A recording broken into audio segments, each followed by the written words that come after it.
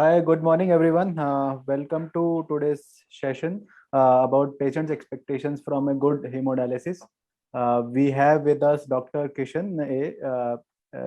He is he's working as an associate professor with the Department of Nephrology, Institute of Nephrology in Bangalore. Dr. Kishan A has been in this field and he is the subject matter expert. He'll be talking about all patient expectations from a good hemodialysis. Just to give you guys a brief about doctor's background, he has completed his graduation from Al Amin Medical College. He has completed his MD from Mysore Medical College, and he has also completed his DM nephrology from Banaras Hindu University, Varanasi. Doctor has presented various papers in several national and state level conferences. He has been a guest faculty and he has been a delegate at various international, national, and regional seminars. Doctor is highly experienced with standard hemodialysis, slow continuous therapies, hemoperfusion, ICU dialysis, acute peritoneal dialysis as well. So I think we'll get to know more about all this during the presentation. I would invite Doctor to take over from now. Doctor, you can present your screen, and Doctor will take us through this first session. We'll talk about Doctor's presentation, and after that, in second section, we'll take care all the questions from the audience. Over to you, Doctor. Thank you, Deepak. Good morning, everybody. At the outset, I would like to thank Kidney Warrior Foundation for providing this opportunity to speak with you people. So today I'll be discussing about patients' expectations from good hemodialysis.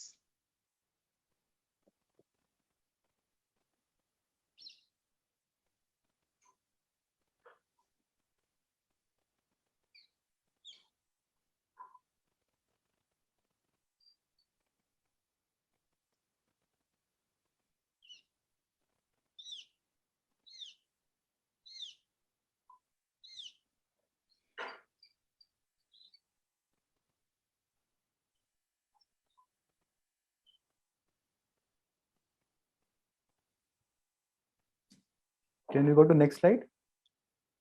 Can we go? Yeah, previous one, I think, right? Yes. Yeah. So what do you mean by good hemodialysis? Does that mean good removal of waste and water that accumulated in the body since last HD session? Does that mean going back home without feeling tiredness, cramps, dizziness, washout feeling, etc.? Does that mean completing a session without having any pains? Does that mean not rushing to hospital with breathing difficulty? So we'll answer all these questions at the end of session again. So each individual patient will have different perspective with respect to good hemodialysis. But what clinician perceives is different, what patient perceives will be totally different. Let us go to, we need to strike the balance. Let us go to various aspects of hemodialysis that make it good.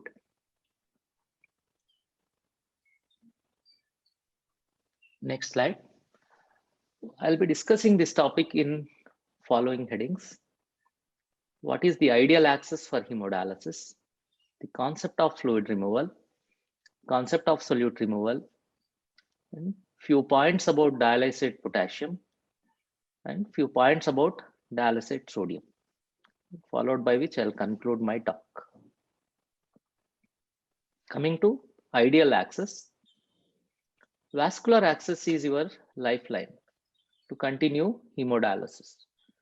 Your access allows blood to safely leave your body through soft tubings and travel to the artificial kidney or dialyzer to be cleaned. Once your blood has been filtered through the dialysis machine, it is safely returned to your body through your access site. So we should know what are the characteristics of ideal access. It must be easy to create. It should be ready to use immediately after creation. It should provide adequate blood flow to the machine. And most importantly, it should last longer. And it should be easy to maintain for repetitive use. It must be associated with low complication rates. So we'll go about each individual types of vascular access. Coming to AV fistula, which is most commonly used access in hemodialysis.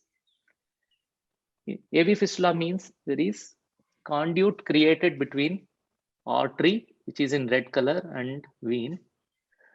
Following this conduit creation, your vein will grow in size, also called as arterialization of the vein. So it makes this vein used for hemodialysis. So AV fistula is the best choice for hemodialysis if you are eligible for this type of access. And it is the most natural access site since it is formed from your own blood vessels. And a fistula allows for optimal blood flow and has the lowest chances of infection or clotting compared to other modalities of accesses. If you are unable to have surgery for fistula before you begin treatment, it may still be possible to get fistula after starting hemodialysis. Only problem with AV fistula is you can't use it immediately after its creation. It requires certain time for maturation, at least 4 to 6 weeks time. So apart from immediate use, AV fistula will fulfill all criteria of ideal access. Coming to next access which we discuss about is AV graft. Not all people will have feasible veins or vessels for AV fistula creation. For those people with smaller veins, next best access would be AV graft. AV graft is nothing but it is a synthetic material or a plastic material which bridges between artery to vein.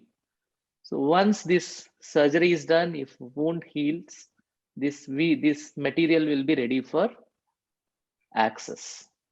So coming to various aspects about AV graft. This type is a great alternative if your veins are too small or weak for AV fistula creation. Likewise, AV graft also offers good blood flow and has low chances of infection than hemodialysis catheter. But when we compare to AV fistula, chances of clotting infection in AV graft are more. So if someone's veins are feasible for fistula, fistula remains the ideal access. If you have a graft that fails, still you can be considered for fistula creation or new graft creation in another location, because after creating a graft, your veins might sometimes become larger and stronger. So initially, if your veins are not feasible for fistula creation, after AV graft creation, again your veins may become again feasible for fistula creation. But AV graft is associated with more chances of clotting and infection when we compare to fistula, but less chances of infection when we compare to hemodialysis catheter. Next, I will be discussing about hemodialysis catheter. This is also called as central venous catheter. Why? Because we place this catheter into central veins, either in the neck. If it is in the right side, we will call right jugular venous catheter. If it is in the left side of neck, it is called left jugular venous catheter. If it is in the leg, we call it as a femoral venous catheter. Central venous catheter advantage is it is easy to place. It can be done by intensivists. It can be done by nephrologists. It can be done by vascular surgeons. It is done under local anesthesia. It can be created as fast as 30 minutes time. And it can be used immediately for hemodialysis. But only problem with central venous catheter is longevity. It will not last longer. By the end of 3 or 4 weeks, most of these central venous catheters will be associated with infections. To counter these risks of infection, sometimes central venous catheters will be tunneled below the skin. Then we call them as tunneled hemodialysis catheters. Tunneled hemodialysis catheters are slightly better than temporary catheters in terms of infection. But again, they are inferior to AV fistula or AV graft. Those patients with requirement of emergency dialysis, especially in countries like India, where awareness of kidney disease very, very less and screening programs are very limited. So most often or not, patients tends to present in the later stages of their kidney disease with emergencies. So best modality to initiate dialysis in those patients would be central venous catheter. We'll go to next aspect of good hemodialysis. This is concept of fluid removal. We also call it as ultrafiltration in hemodialysis. So basically in health, we never count amount of fluid, how much we consume, because kidneys are robust structures. They detect how much water you have consumed. They eliminate it diligently so that we'll never count the amount of fluid what we consume in health. So only in patients with kidney diseases, this will become cumbersome. So there are two important questions we must ask before going to this topic proper. What is the quantity of fluid that can be safely removed during each session of dialysis? This question always be there in patient's mind. And where this excess fluid present in our body. To answer this question, we must know few physiological concepts. So 60% of our body is made up of water. So if you are 70 kgs weight, 42 kgs corresponds to water only. Problem only happens if this exceeds to more than 60%. That is, if your weight, water constitutes more than 42 kgs, that is when problem happens. If it exceeds, we call it as fluid overload or volume overload. So water in our body is not just present like water poured in tank. It is present in 3 different spaces. And unfortunately, dialysis can reach just one part of that space. So coming to 3 different spaces, first one we call it as intracellular space, that is present inside the cell. So each one of us have as many as 37 trillion cells. So 1 trillion means 12 zeros after 1. Okay, almost 37 trillion cells each one of us will be having. So that water present inside the cell, we call it as intracellular space, and that water present between the cells called as interstitial space.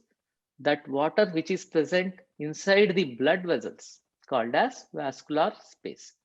Dialysis reaches only this third part, that is vascular space. We'll go to next slide.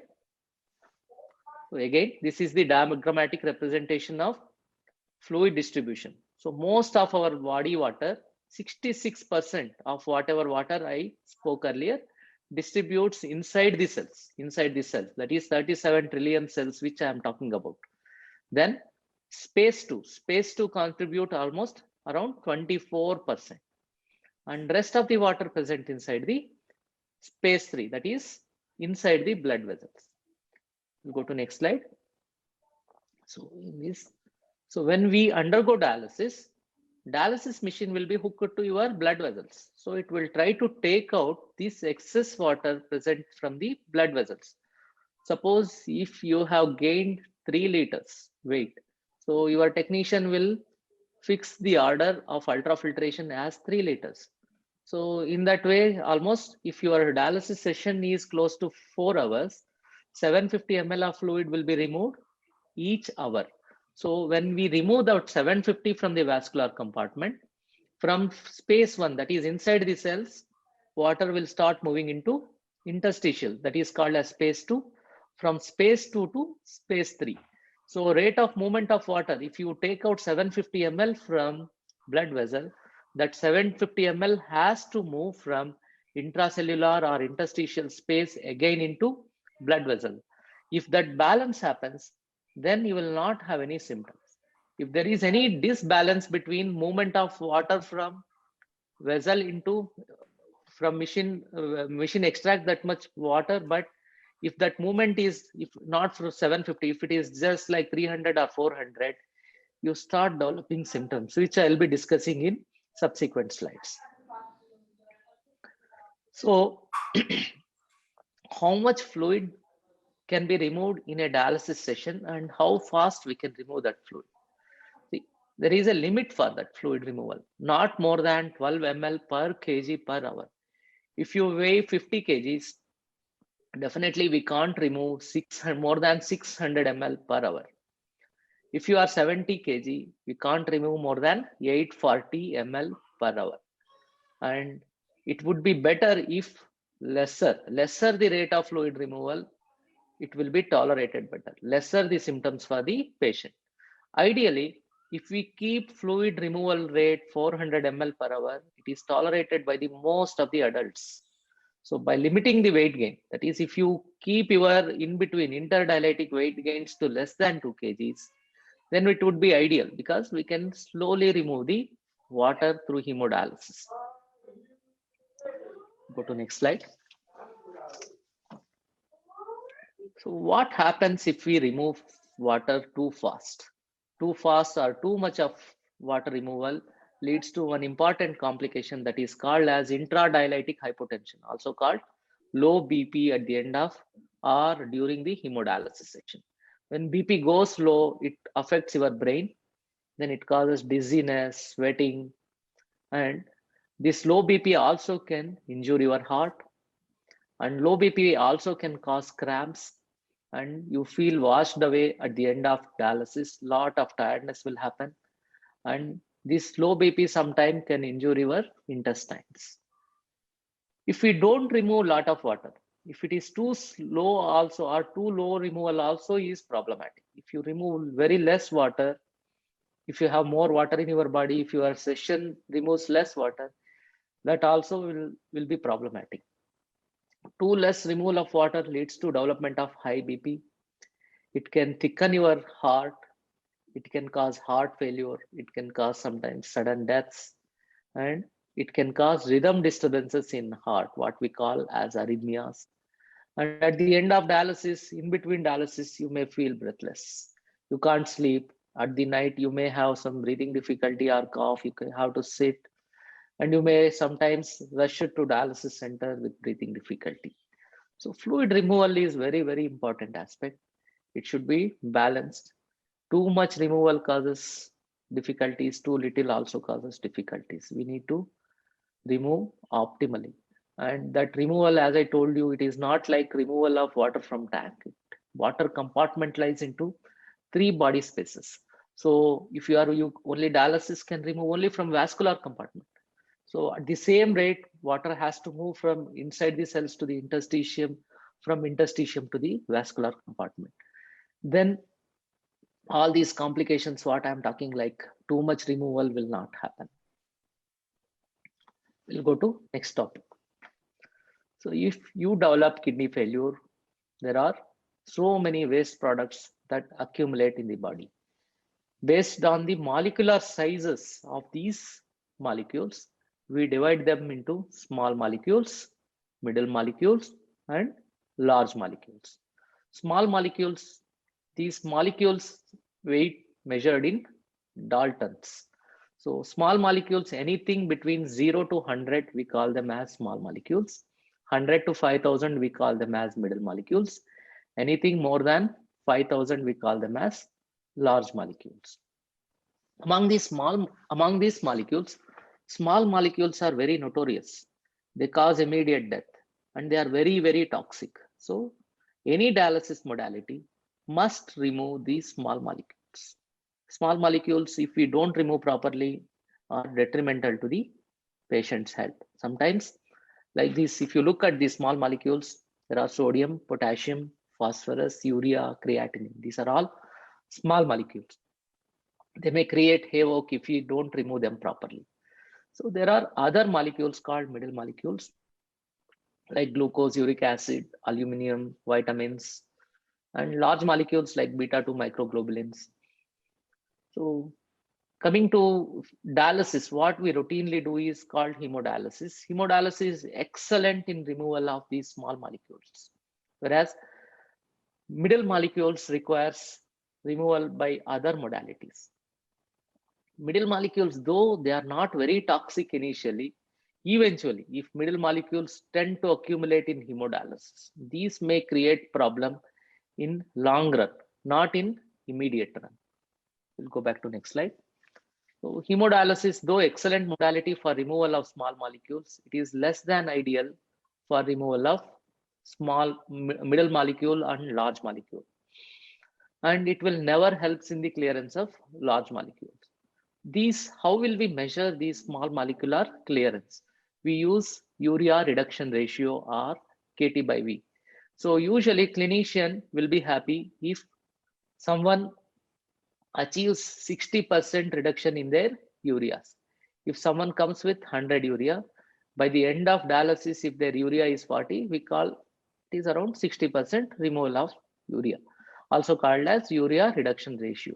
And Kt by V is another way to denote that same solute removal, usually denoted by 1.2 is the value, which is this set by many guideline providing agencies, which is a benchmark for the removal of small molecules.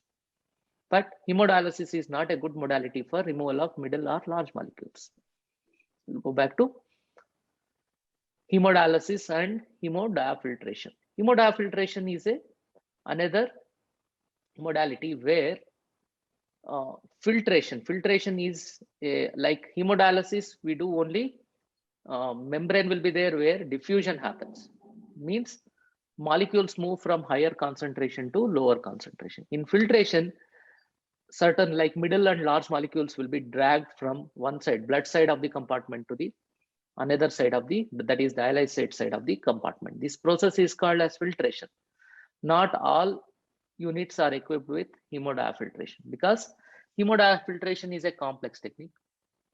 It removes both small as well as middle molecules. It needs ultra pure water. Water quality what we use in hemodialysis is not acceptable for hemodiafiltration. We need much more purer water for that, and it is almost 5 times more expensive than hemodialysis, and it offers less chances of hypotension compared to hemodialysis. But hemodiafiltration also carries, as you know, that it also removes large and middle molecules. Some very important good molecules also get washed away with this technique. So you may lose proteins, you may lose some very important vitamins in your dialysis session if you offer for hemodiafiltration. However, it may help you to clear small as well as middle molecules. Till date, there are many studies were done to compare between hemodialysis and hemodiafiltration. Evidence from that study is not very great. Like HDF is, though theoretically it will tell that it will clear the middle molecules and large molecule, but overall there is no great difference between hemodialysis or hemodiafiltration. If you are adhered to good hemodialysis schedule, and if you are good with diet and medications, hemodialysis is fair enough. It's not that bad. Going to next session. About potassium in dialysate.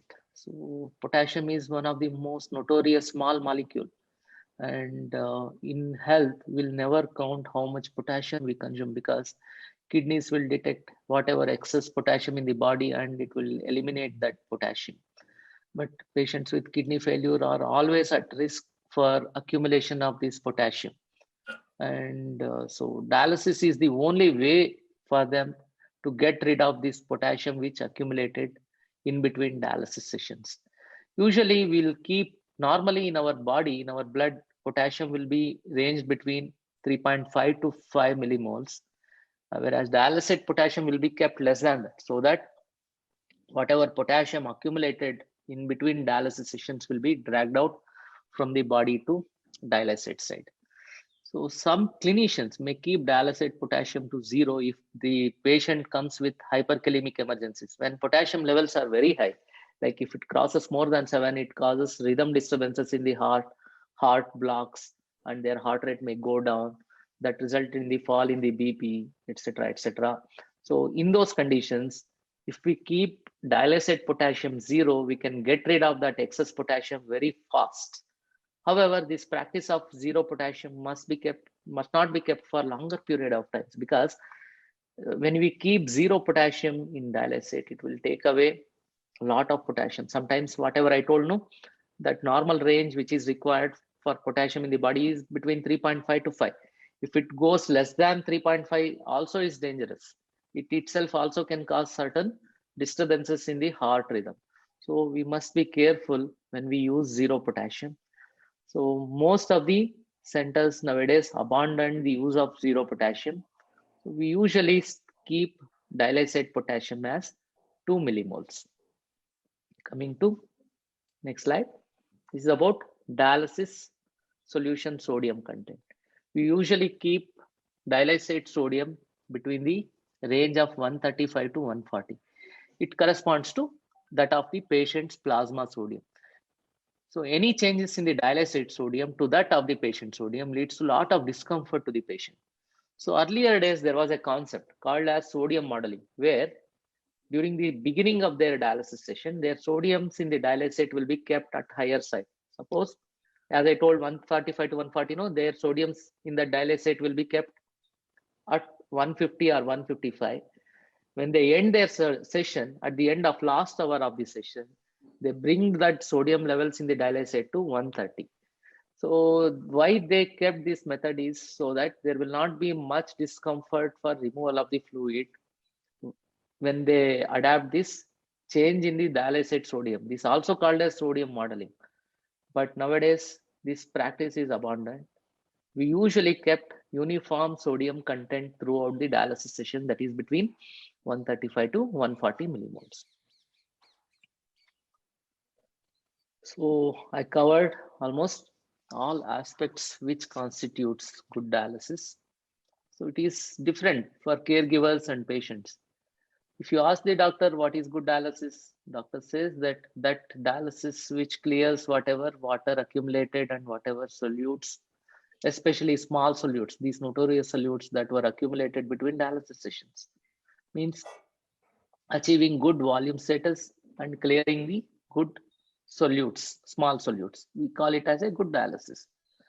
But that may not be the case for patients. For patients, at the end of the dialysis session, he should not have a lot of tiredness. He should not have that washed away feeling. He should not have cramps. He should not have any breathing difficulty.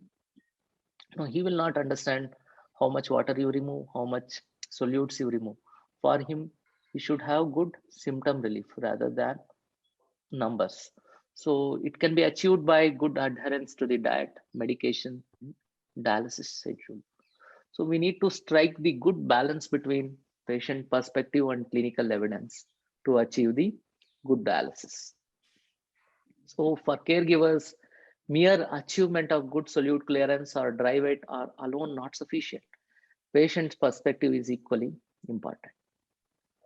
Going back to this topic will never be complete without remembering Wilhelm Kolff. He's the one who designed this hemodialysis technique for kidney failure patients, who successfully used hemodialysis for treatment of renal failure. He's from Netherlands, later immigrated to America, and he pioneered this hemodialysis.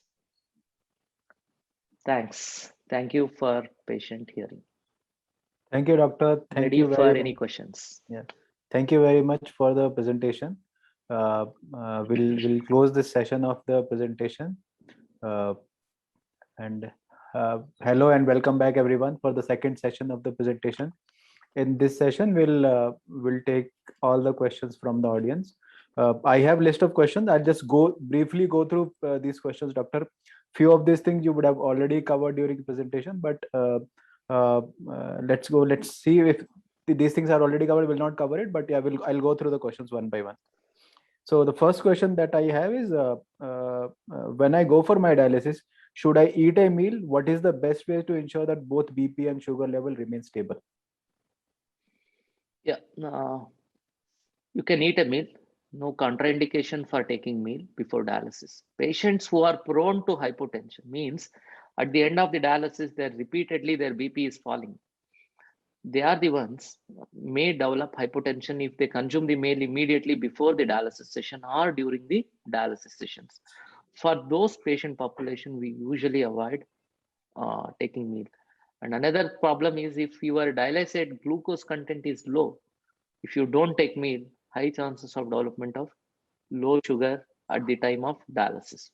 To counter that, you can definitely take a meal. There is no contraindication or no problem in taking meal before dialysis. So it depends upon the patient's condition. Yes, yes. And their patient tolerability to fluid removal. Okay. Next question, doctor, is that if I have gained more than 2 liters, what should I expect and how should I aim for best dialysis? Yeah, again, 2 liters, if you are 70 kg, still, as I told you, 12 ml per kg per hour. So 840, up to 840 we can remove. Okay. Not an issue. Yeah. 2 liter Yeah. is okay. Patients, 2 liter for each weight. No, weight gain is different for different weights. If you are only 30 kg, then 2 liters will 2 become liter. difficult for them. Okay. Yes. Okay. Doctor, next question is, after my dialysis, I was vomiting and I was very dizzy. Is this kind of symptoms expected? Yeah, I told you already. This can happen if your fluid removed very fast, if you have gained lot of water in between dialysis session. So this could be avoided by limiting your fluid intake and salt content in between dialysis sessions. Okay. And if someone gains lot of water, suppose someone is only weighs 50 kg, as I told you, we can't remove more than 12 ml per kg per hour, that is burns down to 600 ml. If they gain 3 liters, that is they exceeded their ultrafiltration removal ability for that session. Okay. So one, I would definitely recommend to extend their sessions to 6 hours so that there will be slow removal of water. That will avoid these complications like development of hypotension, dizziness, sweating, all the cramps during dialysis by prolonging the dialysis session. Another way is increasing the frequency of dialysis. If someone is getting 2 dialysis sessions in a week, they are gaining more than 4 or 5 kgs, then it will be difficult to remove in between one session. We'll recommend to go for 3 or 4 sessions in a week to achieve good fluid removal without having complications. Okay, thank you, doctor. So next question is about hemodiafiltration. I think that point we have already covered. Even next question is about potassium-free dialysis. I think even that part we have covered. Next question is, can a patient specify, like, can a patient tell what kind of dialysis he or she may receive? Yeah. Patients are the stakeholders in our dialysis. What exactly they want to remove means, again, knowledge is very important. They should be involved in decision making. We can't take unilateral decisions. And again, it should not be like patient alone is taking some decisions, because their knowledge will be limited. If they are knowledgeable, definitely we must involve them in decision making. And regarding modality, definitely they have the autonomy to choose which modality of dialysis they want to like. If compared to peritoneal or hemodialysis, again hemodialysis and hemodiafiltration. And again, it boils down to individual choices and affordability. So just to add on to this question, doctor, like there are a lot of places, like even hemodialysis, you can do it at a center, you can do it at home, and especially if you see in Western countries, there are a lot of good machines which are available, which you can do it at home. You can you can do it hemodialysis at night as well, like while you are sleeping. Yes. Would you recommend these things to patients in India? Yeah, again, we can't take all of them. Their individual patients' intellect and their motivation to involve in the care, right? Okay. Some patients they outsource their care to doctors. They say that you take the decision for me. They just don't want to involve. Some patients, they just want to involve in decision making. Yeah, if it definitely autonomy of patient must be respected. If they want at home, definitely there are now dialysis machines much simplified.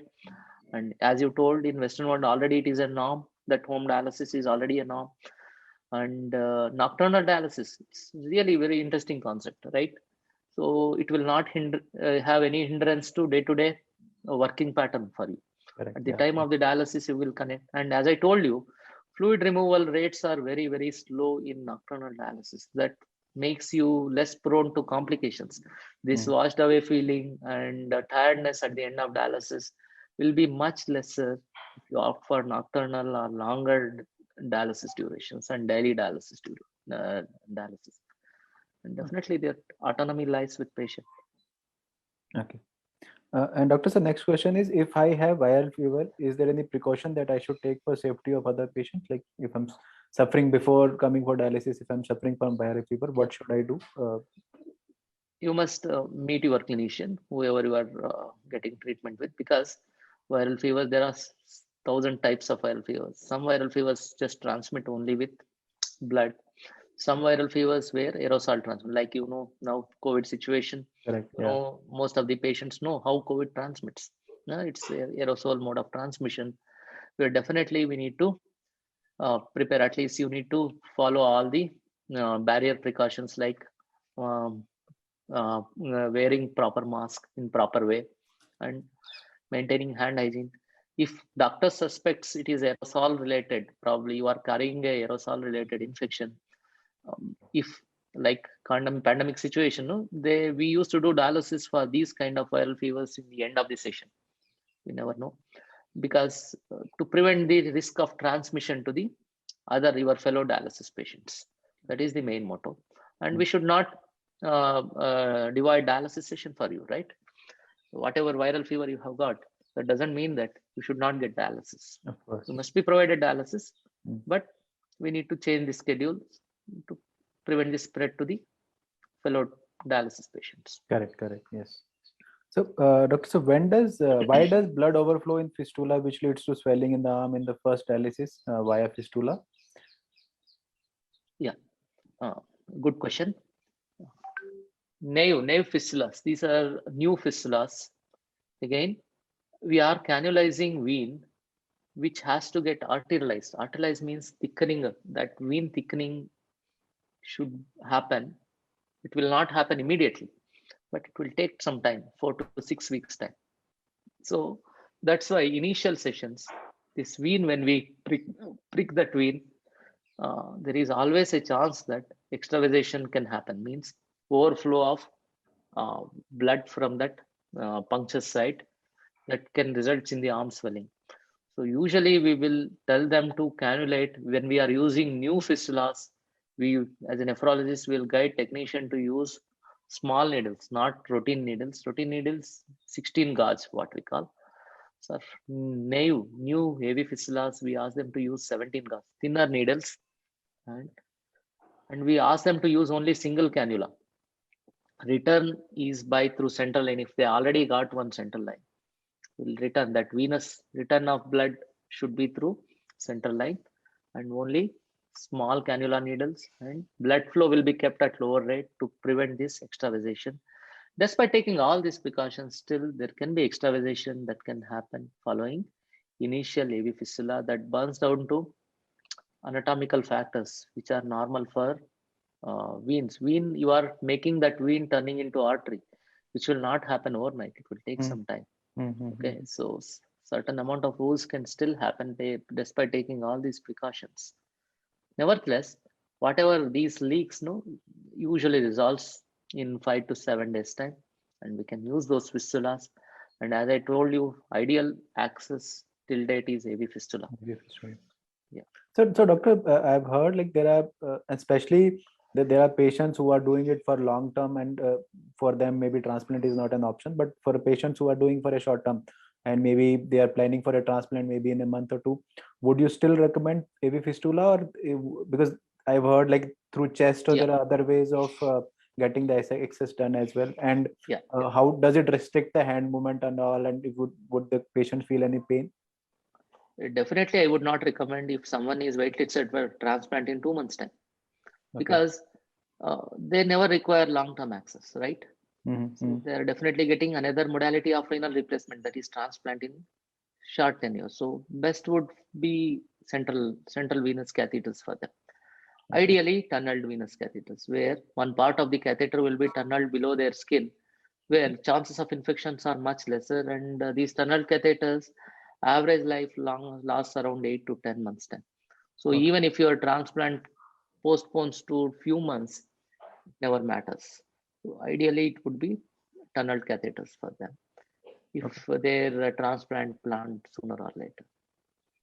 And your second part of your question, I didn't like get it. Pain movement, any like hand because is there any restriction in the users, like if, because assuming you're using your left hand for that, is there any restriction, like if you want, like maybe you have a small child at home and you're lifting the child, for any all those small things, is there any restriction on the hand movement?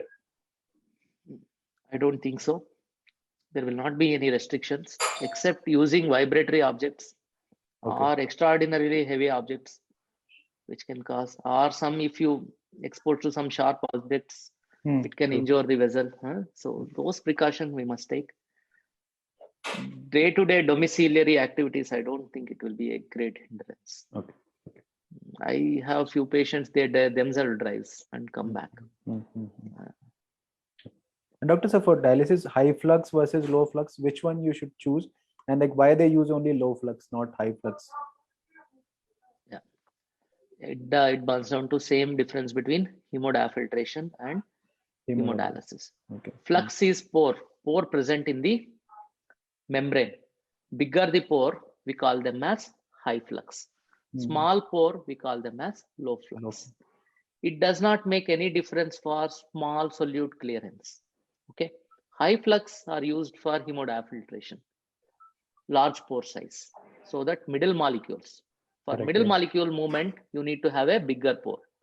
Problem with high flux is, there is, if whatever water, no, it should be ultra pure. As I told you, routine water, what we used for hemodialysis RO water is AAMI standards. We need to have further higher specifications, that is called as ultra pure water is needed for high flux if you are using, because this water backleak can happen. If water is not very pure, it can, these contaminants can backleak because pore size is bigger. It will backleak from dialysate side to patient side, and it can cause infections and other problems. And yeah, high flux dialyzers are used in hemodiafiltration. And if your unit has got a very good, excellent RO water with ultra pure water, then I don't mind using either high flux or low flux dialyzer. Okay, thank you, doctor. So, doctor, one next question is, when strict diet is followed, like there's a patient who is saying that I persistent severe acidity troubles that patient. So why does that happen? Like the patient is following strict diet and the patient is suffering from acidity. Persistent acidity. So Acidity can happen in the beginning period before the initiation of dialysis.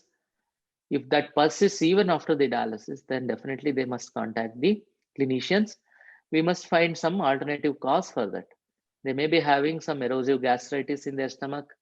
They can be due to H. pylori infection. Okay. So actually, for that we need to do future advanced tests. Sometimes may require endoscopy to find out the exact reason for acidity. And another problem that can happen in diabetics is diabetic gastroparesis. Means their intestinal motility will not be fast. After eating food, intestine has to move faster to move that food, whatever we have taken, in the forward direction. Okay. That movement will not happen in, especially in diabetics. So if the diabetes, if already they have got kidney disease, usually they are the ones who are at risk for this acid problem. So there are certain medications to enhance the gastric motility. They can seek the clinician's help, and exact reason must be found out for this, and that must be fixed. And definitely I can assure you that it is not related to their dialysis or diet. Okay. So next question, doctor, is patient is experiencing uneasiness in the leg while sleeping. Why does it happen, and will any kind of exercise will help with this? This is uneasiness in leg while sleeping is called probably restless leg syndrome. That can happen with dialysis patients, renal failure patients. Unfortunately, it is not just cleared with dialysis alone. You need to seek your clinician's help. Most often or not, this uneasiness in leg is associated with iron deficiency. If iron is deficient in your body, that is associated with restless legs. So you need to consult your clinician, and I would recommend to get iron levels done. If they are subnormal, better to get it corrected by giving IV iron or whatever means. Okay. So just last question, sir, Dr. We are running out of time. So what are the symptoms for changes in phosphorus, potassium, and calcium and supplement that people in dialysis must look out for? Phosphorus, phosphorus is not very, dialysis is not a good modality to clear out the phosphorus Okay. from the body. And phosphorus is omnipresent. Most of the dietary, whatever we take, contains the phosphorus. Restricting phosphorus may lead to serious malnutrition. For that reason, we add binders to their diet. Okay. These binders sometimes made up of calcium based binders. So it also gives additional benefit of adding calcium if they are deficient with. So they bind this phosphorus in the diet will be bound to this tablet. Calcium in the tablet will go into the patient. So it serves them two benefits. One way it blocks the phosphorus entry into the body, and another way it will deficient calcium will be corrected.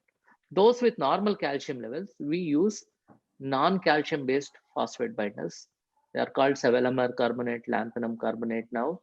Iron based phosphate binders are available, just like calcium. I said those who are deficient in iron, they can use this iron based phosphate binders where it will block the phosphorus entry, but it will allow iron to enter inside the body.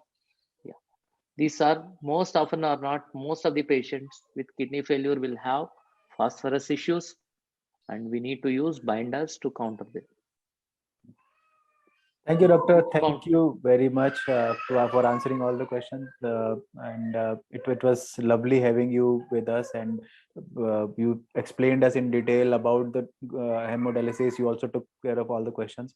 So thank you, doctor. Thank you very much for your time. It was lovely having you today. Thank you, Deepak, and thanks Kidney Warrior Foundation for providing this opportunity. Thanks. Thank you. Thank you, everyone.